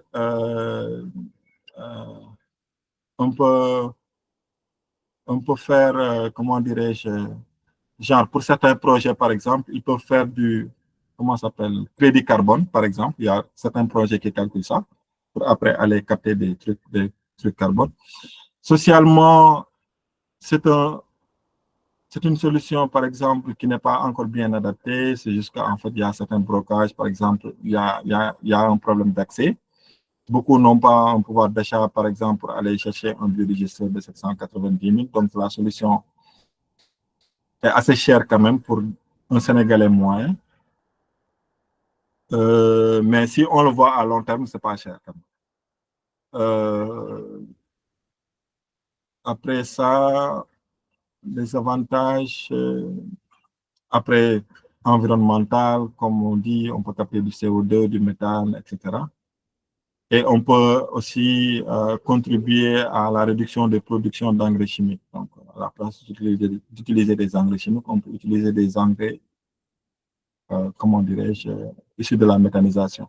Et l'avantage de l'engrais issu de la méthanisation, c'est qu'il est 2 fois plus efficace que l'engrais chimique. Donc, c'est riche en NPK. La différence, c'est quoi? C'est que l'engrais chimique, il détruit le sol à un certain moment. Et à un certain moment, tu es obligé de mettre 2 fois plus ou 3 fois plus la quantité que tu devrais mettre pour avoir un bon rendement. Alors que pour l'engrais issu de la méthanisation, ce n'est pas le cas. Au contraire, il augmente ton rendement. Par exemple, pour certaines cultures, et c'est testé. Par exemple, la tomate, on peut multiplier.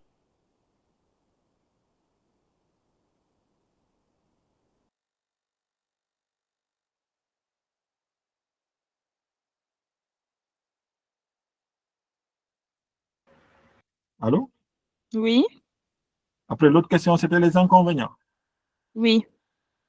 Les inconvénients, bon, c'est l'accessibilité peut-être, l'accessibilité de la solution, le fait qu'on habite par exemple en milieu urbain aussi, le problème d'espace se pose. Voilà, l'accès aussi aux déchets, parfois aussi, par exemple dans cette zone, on n'a pas trop accès aux déchets organiques. Voilà, globalement, c'est ça. J'ai une dernière question, mais je laisse d'abord Martin poser sa question avant. Martin?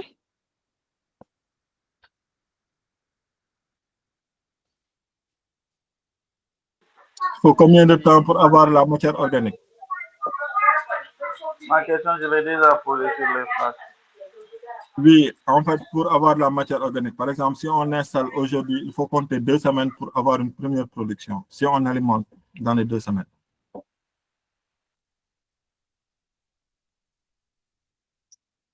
Maintenant, la question que je ne voulais pas rater, c'est que les gens disent que c'est intéressant dans le chat, mais effectivement, comme tu dis, pour un Sénégalais moyen, ça coûte assez cher. Est-ce que tu as je ne sais pas si l'État fait des programmes pour les agriculteurs peut-être. Est-ce qu'ils font des programmes pour les gens qui habitent en ville? Et est-ce que tu as déjà eu à travailler avec des banques ou des choses comme ça pour qu'il y ait des prêts qui se fassent mettre en place pour des remboursements, etc. Est-ce que tu as déjà eu à réfléchir à l'approche financement? Parce qu'avoir 1 million comme ça, net, c'est compliqué, quoi. Bon, nous, dans notre démarche, en fait, on est allé voir beaucoup de banques au Sénégal. Mais vous savez bien que les banques ne mettent pas, en fait, leurs sous dans des domaines qu'ils ne maîtrisent pas en général. Donc, la méthanisation en fait partie, malheureusement. Ils ne maîtrisent pas ce domaine-là. Ils se disent que c'est un domaine à risque, etc., etc.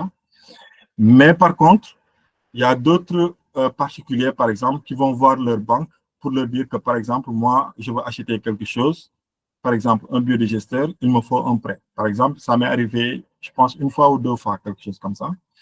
Un particulier qui est allé faire un prêt et c'est la banque même qui m'a payé, en fait. C'est même pas le particulier.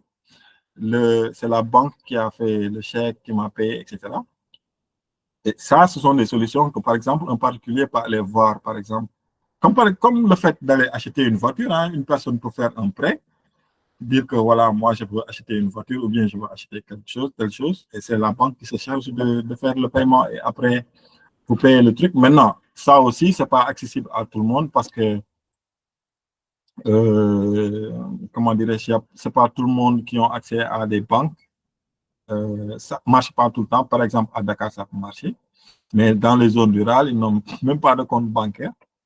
Donc voilà, c'est assez compliqué de trucs. Mais on est toujours en train de travailler. On est en train de voir s'il y a des fonds en fait qui peuvent subventionner, pas subventionner, mais permettre aux gens d'accéder pas à des prix réduits, à des prix réduits, mais aussi de pouvoir payer de façon mensuelle ou journalière le biodigesteur. Échelonné, quoi. Voilà. Et le microcrédit? Microcrédit, on n'est pas encore allé les voir. On avait pensé à, c'est pas microcrédit, il y a Baobab, je pense. Il y a Baobab qu'on avait contacté, mais ça fait 4 ou 5 ans. Bon, en ce moment-là, ils étaient juste en train ils étaient au niveau de téléphone, donc ils permettaient à des particuliers d'aller acheter des téléphones, etc. Mais quand on leur a proposé la solution, ben, ils n'étaient pas enthousiastes, mais bon. Après, on ne peut pas forcer la même. On est toujours en train de travailler parce que nous, ça nous permet aussi de plus, en fait, ça nous permettra de plus vendre nos solutions et de permettre, en fait, de faciliter l'accès à plusieurs couches, en fait. C'est clair. Et Hassan Fall demande le PNBSN. Je ne sais pas c'est quoi. Bon, le PNBSN, c'est le Programme national de biogaz domestique au Sénégal. Lui, il connaît le problème avec le programme. Il n'y a pas plus longtemps hier, ils m'ont menacé sur les réseaux sociaux pour me dire qu'ils vont porter plainte, etc. Parce que j'ai seulement donné des suggestions pour faire améliorer le programme, etc. Donc, voilà. C'est un programme qui est là et qui ne bouge pas. Donc, bien vrai qu'eux, ils disent que voilà, ils bougent, mais ils ne bougent pas, en fait. Et tous les acteurs qui sont dans ce domaine-là savent qu'ils ne bougent pas. Voilà. Donc, c'est des gens qui normalement donnent des prêts pour avoir des biogaz, c'est ça? Non, en fait, le programme national, à la base, c'est un programme qui devrait, en fait, aider à l'accessibilité des solutions de méthanisation. Comment, en fait, au début, c'était l'Union européenne qui avait donné une garantie, par exemple, je pense que c'était 8 milliards qu'ils avaient donné de francs CFA pour subventionner les biodigesteurs et permettre aux gens d'avoir accès aux biodigesteurs en milieu rural, etc. Maintenant, eux, ils se disent que c'est un programme rural, ça s'arrête au milieu rural, etc. Leur technologie, c'est une technologie qui est archaïque. Il n'y a pas de suivi, il n'y a pas de maintenance. Je pense que le dernier programme, ils devaient installer 10 000 biodigesteurs. Sur les 10 000, je pense qu'il y a moins de 3 000 qu'ils ont pu installer. Bon, en fait, c'est un gouffre à argent, quoi, je veux dire ça. Les bailleurs, ils mettent de l'argent, le programme, il fonctionne, les gens, ils paient les salaires, ils vont en mission, etc. Mais voilà, c'est un programme qui n'a pas de truc. Moi, il y a Hassan qui veut répondre, je pense. Même moi, dans mes missions, je suis allé dans des villages où ils ont fait creuser des personnes pour les forces, pour installer le biodigesteur. Et quand je suis venu, ils m'ont confondu avec le programme pour me tirer les oreilles. Je leur ai dit, moi, je ne suis pas le programme. Hein. Hassan, tu veux dire quoi? Il nous reste 1 minute. Bon, c'est juste pour apporter une contribution et aller dans ce sens avec Pape Hassan. Parce que moi, au début, j'avais l'idée d'intervenir en zone urbaine. Et ils m'avaient dit que c'est impossible. Et du coup, ils m'ont demandé de démarrer avec eux, mais j'avais déposé une demande d'agrément et j'avais resté presque des années sans avoir de réponse parce qu'il y avait des problèmes avec l'Union européenne qui venait d'arrêter la subvention. Et aussi, on m'avait suggéré village, je suis parti là-bas et j'avais vu que le PNB avait installé des biodigesteurs à type membranaire et la majeure partie ne fonctionnait pas. Et du coup, Les pôles, ils me disaient que non, non, non, le biodigesteur, ça va, parce que rien ne marche. C'était plus de cinquantaines de biodigesteurs enterrés et qui ne fonctionnaient pas, quoi. Du coup, les gens étaient un peu réticents et depuis lors, bon, ils n'avancent pas, hein, ils n'avancent pas. Ouais. Ils n'avancent pas et aussi ils ne collaborent pas aussi. Parce que moi, j'avais un expert français qui m'avait contacté pour vous travailler avec eux, mais j'avais partagé avec le PNB, mais ils n'ont pas répondu. Hein. Souvent, c'est difficile. Hein. C'est difficile.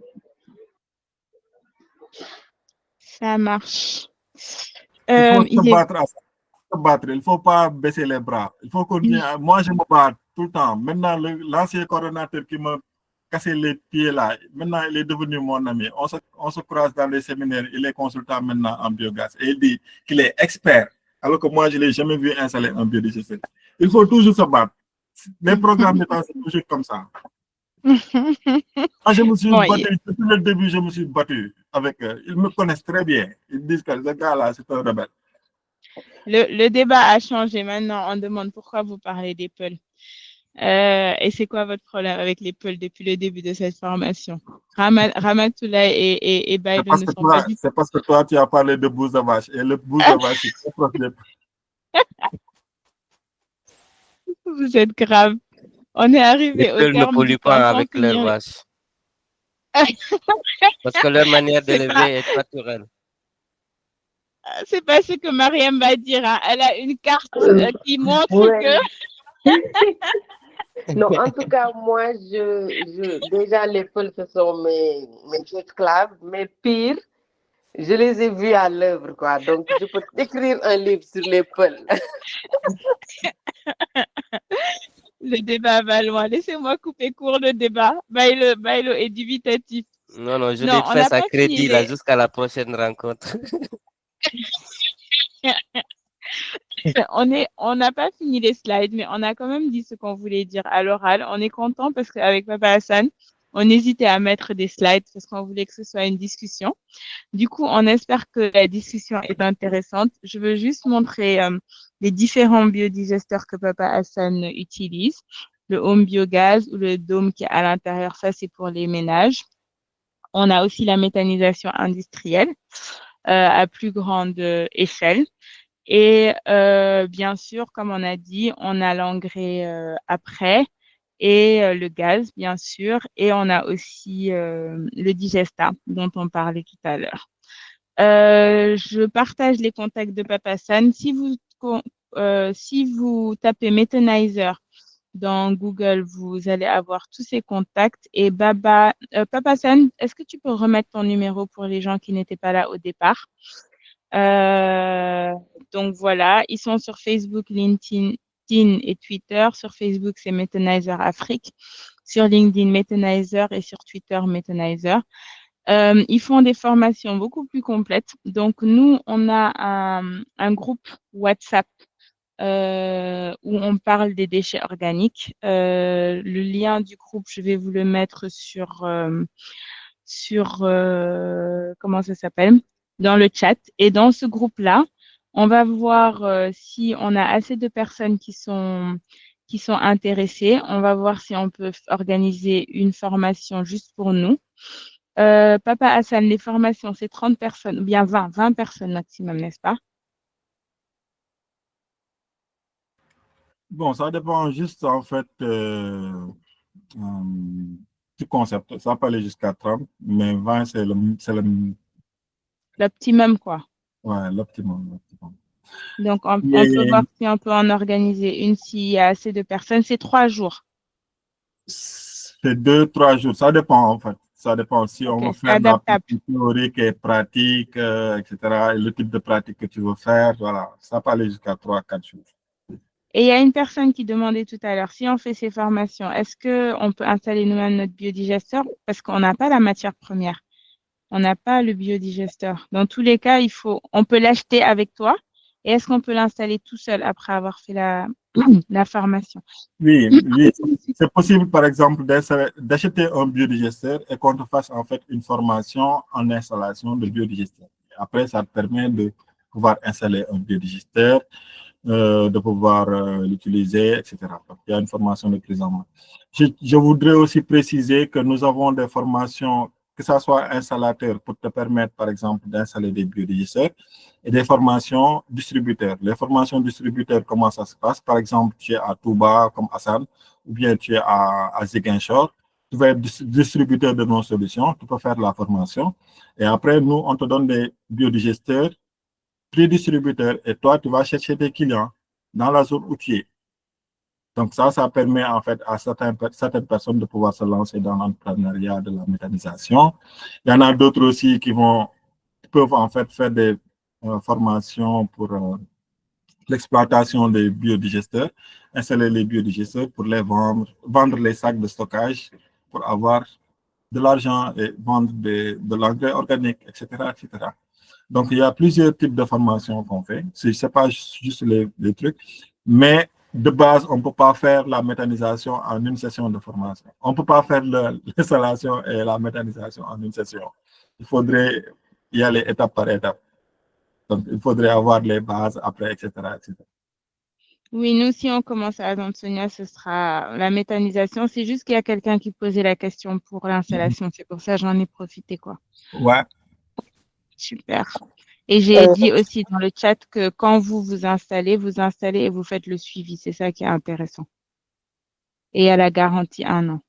Oui, et on est là au Sénégal. On ne peut pas quitter le Sénégal. On n'est pas comme le PNB, le programme national. Il y a quelqu'un d'autre qui a parlé? J'ai entendu une voix. Il y a l'enseignant Diédou qui demande. Il y a l'enseignant Diédou qui demande si on fabrique les biodigesteurs ou bien on les revend. Je n'ai pas compris la question. Non, vous achetez la matière première, et vous les installez. Il veut savoir si vous les achetez, si vous les fabriquez vous-même. Pour le moment, non.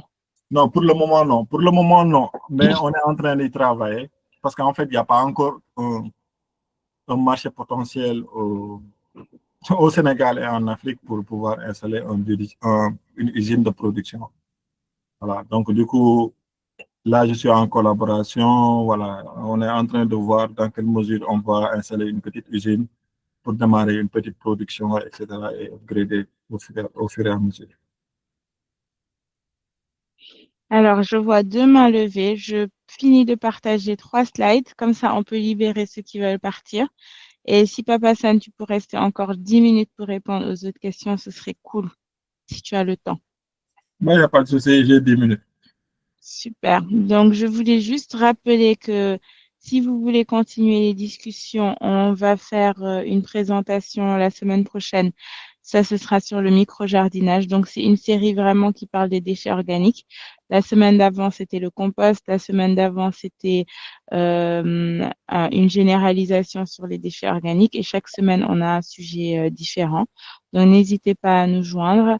Et la dernière chose, c'est que par rapport aux déchets organiques, on veut vous montrer comment, Papa San l'a dit tout à l'heure, c'est important qu'on puisse gérer ces déchets de manière décentralisée et qu'on continue pas à les envoyer en décharge.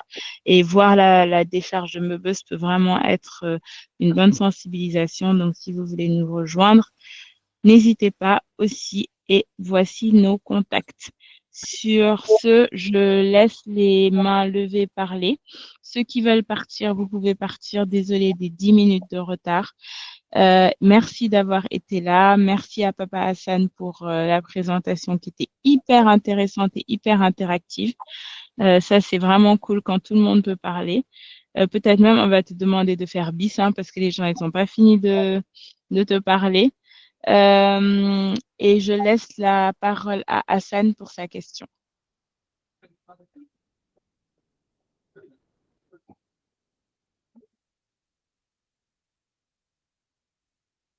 Hassan, tu es là? Ah non, j'ai pas de questions. Peut-être c'est par inattendu quoi. Là, j'ai touché le truc. Ça marche. Mariam? Merci Farima. Déjà, un grand merci à Hassan, c'est l'homonyme de mon père. Donc, je ne m'attendais pas, moi, de la pertinence de la présentation. Mais j'avais juste un petit, je sais pas, cri du cœur. Moi, je suis partante pour vraiment assister aux formations parce que, comme je l'ai dit tantôt dans le chat, j'ai créé un think tank Eco Global Group. Et vraiment, dans les contenus que je veux offrir, le volet gestion des déchets, je veux que ça ait vraiment une grande part. Mais quand il finissait tout à l'heure, je pense qu'il a des projets de comment faire pour que le Sénégal ait une usine de transformation de ces déchets-là, si j'ai bien compris. Donc, ça n'existe pas encore au Sénégal. Je ne sais pas, c'est une question d'abord. Et comment est-ce qu'on pourrait aller vers l'implantation de ces usines-là? Parce que moi, comme je l'ai dit tantôt, je vis en Allemagne présentement et vraiment, je compte coopter, ne serait-ce que dans des fondations ou des possibilités de collaboration, quelque chose qui pourrait aller dans le sens de implanter quelque chose au Sénégal. Donc, vraiment, si on peut se parler en interne, en aparté, comment aller vers ça, vraiment, je suis preneur. Et également, comment bénéficier de cette formation pour que je puisse avoir la latitude, moi, en tant que chef d'entreprise, directrice de Eco Global Group, de dérouler ces types de formation après la sensibilisation que je fais, surtout avec la fresque du climat, parce que ces questions-là, elles occupent une place importante dans ce volet-là. Je ne sais pas si j'ai été très claire dans la formulation de ma question d'abord. Oui, je pense que la question est très claire. Merci beaucoup pour la question. Donc, pour la première question, en fait, c'est par rapport à l'usine. En fait, moi, je parlais de l'usine de production de biodigesteurs. En fait, lui, il me demandait si on a une usine qui produit pour l'instant des biodigesteurs ici au Sénégal. Donc, je lui ai dit qu'on n'a pas encore d'usine. Donc, on est en train de travailler.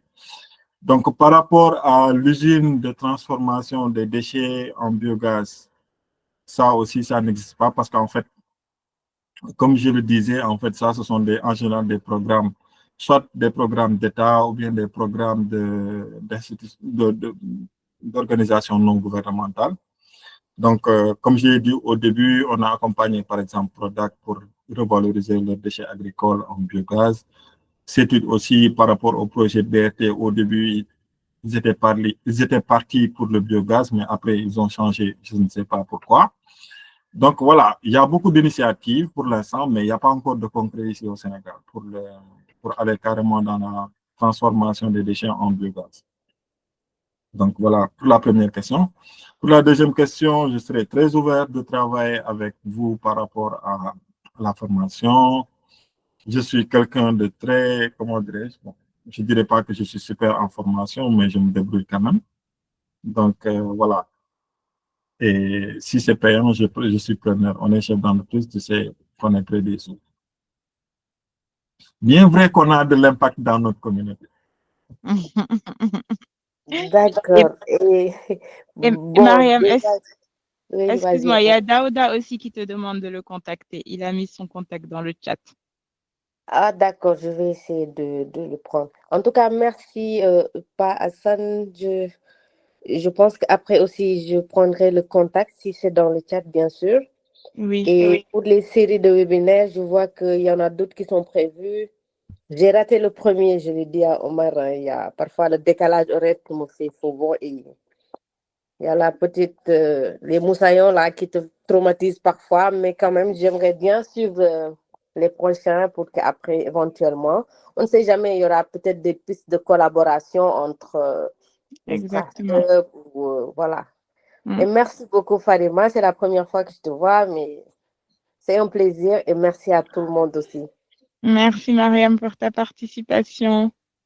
Merci, Mariam. Donc, je te laisse. Je pense qu'on m'a raté contact. On te partagera les contacts de Papa San et Daouda. Oui, Omar, c'est un collaborateur comme on dit. Un collaborateur presque. Voilà, un collaborateur très collaboratif. Machallah. Super, merci à tous. On espère que vous avez appris quelque chose. Comme vous voyez, c'est une introduction, hein. C'est impossible d'avoir une formation de méthanisation en 1h30, c'est impossible. D'ailleurs, quand on a discuté des slides, parce qu'on voulait beaucoup d'interactions, on en a beaucoup diminué parce qu'on voulait pas aller dans le technique au départ. Mais effectivement, si les gens sont intéressés, j'aimerais bien organiser une formation avec Papa Hassan sur les 3 jours, quoi. Donc, on en parle dans le groupe des déchets organiques pour voir si on peut avancer sur ça. Merci à tout le monde d'être connecté jusqu'à présent. Et merci encore, Papa Hassan. C'était hyper cool comme présentation. Et puis, j'espère que 20h, ça va mieux à tout le monde parce qu'avant, c'était 18h, comme Mariam a parlé des horaires. Et puis, on se retrouve.